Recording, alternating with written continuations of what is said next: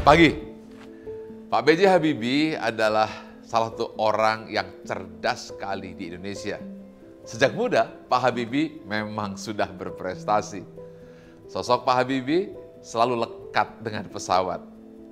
Ia bahkan menciptakan sebuah teori yang disebut dengan crack progression atau disebut dengan teori Habibie. Teori crack ciptaan Pak Habibie menjelaskan tentang titik awal retakan pada sayap dan badan pesawat. Teori ini sangat berguna untuk dunia penerbangan hingga sekarang Pak Habibie didapat julukan Mr. Crack karena jasanya ini. Pak Habibie memiliki IQ sangat tinggi, 200. Angka ini mengungguli IQ Einstein yang di angka 160. IQ yang tinggi membuat Pak Habibie terkenal sebagai sosok pemikir. Lalu apa rahasia kecerdasannya? Anda harus tahu ini. Yang pertama, suka belajar. Bagi Habibie, belajar bukanlah hal yang mengesalkan. Ia justru suka dan sangat mencintai belajar. Bagaimana dengan Anda? Pak Habibie juga sejak muda tertarik dengan pesawat terbang. Selalu penasaran mempelajari hal baru. Bagaimana dengan Anda? Mempelajari hal baru dalam pelayanan?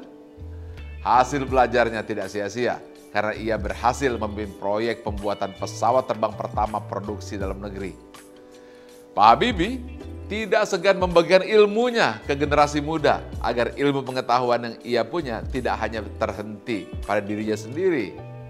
Anda berbagi juga bukan? Karena Pak Habibie yakin jika berbagi ilmu tidak akan membuatnya kehilangan kepintaran, tapi justru membuatnya menjadi lebih pintar dan lebih lengkap. Pak Habibie adalah contoh dari seorang yang memiliki kompetensi diri. Tentu saja setiap orang memiliki kompetensi, namun banyak yang tidak mengasah dan tidak memaksimalkan potensi dan kompetensi yang telah Tuhan berikan kepada kita. Ingat, bila ASN tidak memiliki kompetensi, akan berakibat berpengaruh terhadap pelayanan kepada masyarakat.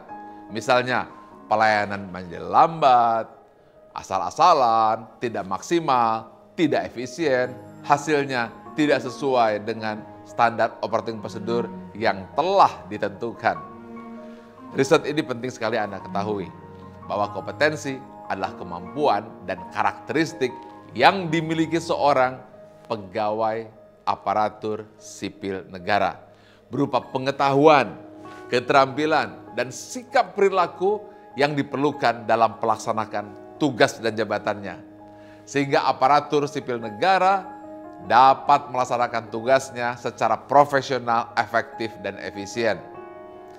Nah, sekarang seiring dengan perkembangan waktu, dalam melaksanakan pelayanan publik, setiap ASN harus selalu meningkatkan potensi diri untuk menjawab tantangan yang selalu berubah-ubah.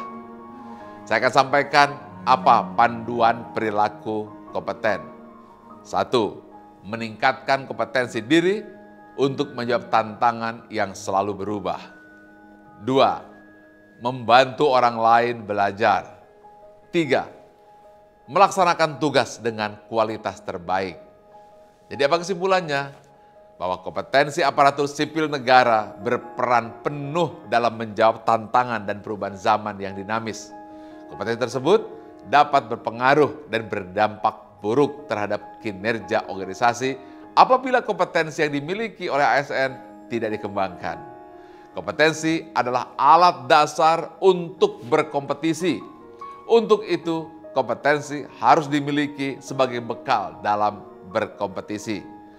Setelah seorang menang dalam berkompetisi, maka yang diwujudkan adalah kinerja nyata. Ini kata-kata kuncinya. Kami terus belajar dan mengembangkan kapabilitas. Teruslah mengembangkan kompetensi. Salam ASN berakhlak.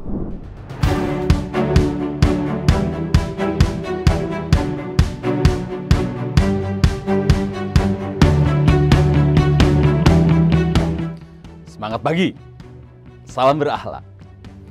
Insan Badan POM, kita masuk ke dalam nilai berakhlak selanjutnya, yaitu kompeten. Gerakan ini menggambarkan sikap selalu siap belajar dan menunaikan tugas dengan berkualitas. Oke, meningkatnya tuntutan akan ketersediaan obat yang aman, berkhasiat, bermutu dan bahkan terjangkau, serta maraknya kejahatan cyber di bidang obat dan makanan di era revolusi industri 4.0 dan era society 5.0 menjadi tantangan yang harus dihadapi oleh Badan POM.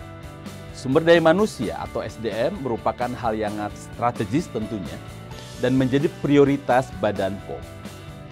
Untuk dapat menjalankan tugas pengawasan obat dan makanan secara optimal, Badan POM perlu didukung oleh SDM yang kompeten, kreatif, dan produktif.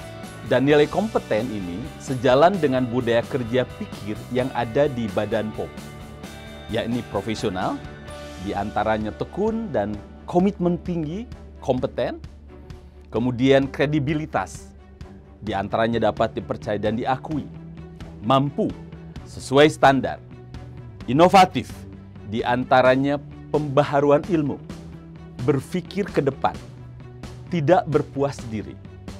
Nah, berikut adalah contoh perilaku yang harus di-stop, dihentikan. Kita akan lihat dari cuplikan berikut ini.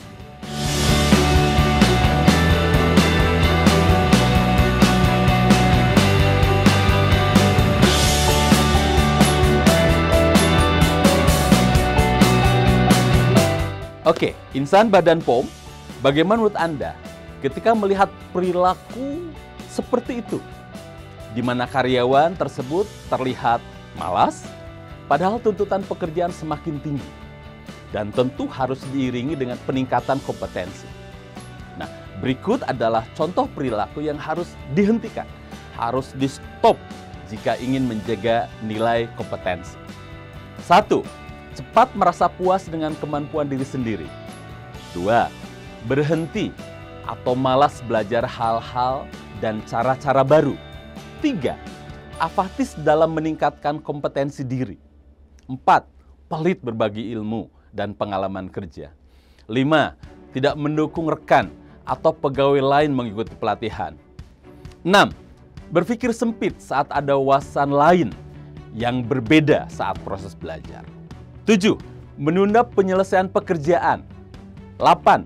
Bekerja asal selesai. 9. Melakukan kesalahan berulang. Tentunya hal tadi adalah contoh perilaku yang harus di-stop karena akan mengurangi kompetensi seorang karyawan. Untuk itu, ganti perilaku yang mengurangi kompetensi tadi dengan menjaga perilaku berikut ini. Dan berikut adalah contoh perilaku yang harus tetap dijaga atau di-keep di Badan POM. Pertama, belajar mandiri melalui pelatihan online dan sumber lainnya. 2. Mengikuti pelatihan dan menerapkan dalam proses kerja. 3. Menguasai wawasan tentang layanan terkini. 4.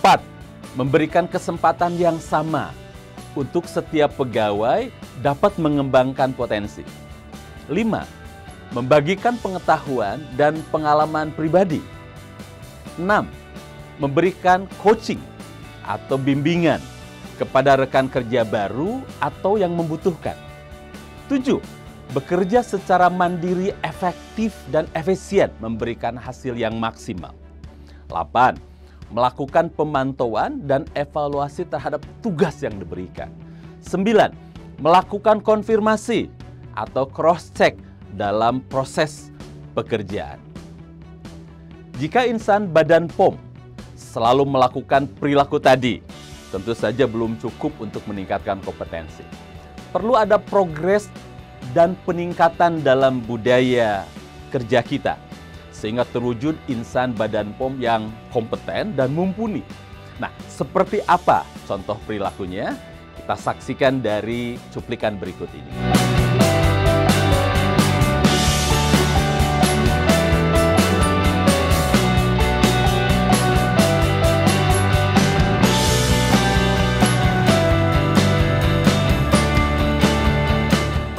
Berikut adalah perilaku yang harus kita tingkatkan lagi atau start untuk meningkatkan kompetensi.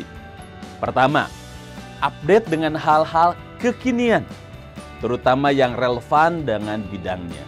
2. selalu proaktif dalam mengembangkan kemampuan pribadi. 3. Menghadapi tantangan atau permasalahan sebagai kesempatan untuk belajar. 4. Memberi motivasi atau pengaruh yang positif untuk terus belajar di lingkungan kerja. 5. Mengembangkan komunitas belajar di internal atau best practice community. 6. Menyusun panduan pembelajaran mandiri untuk rekan kerja. 7. Memberikan hasil yang terbaik, lebih dari yang diharapkan. 8. Membuat skala prioritas agar pekerjaan selesai sesuai target. 9. Mengupayakan terus hasil kerja yang berkualitas untuk pencapaian prestasi yang terbaik. Peningkatan kompetensi dan kemampuan teknis semua elemen di dalam Badan POM penting dilaksanakan sebagai bagian dari usaha untuk mewujudkan visi dan misi Badan POM Republik Indonesia. Dengan banyaknya produk pangan yang beredar saat ini, tentunya memerlukan pengawasan yang komprehensif. Sebagai insan Badan POM senantiasa dapat melindungi masyarakat dari pangan yang tak memenuhi syarat kesehatan. Instrumen yang sangat canggih sekalipun, tanpa diimbangi sumber daya manusia yang kompeten, tidak akan memberikan hasil yang memuaskan.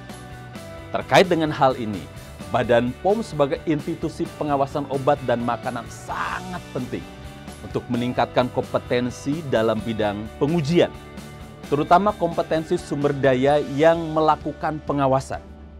Untuk itu, mari kita tingkatkan profesionalitas dalam bekerja, kredibilitas, dan tentunya selalu inovatif untuk menjawab tantangan zaman.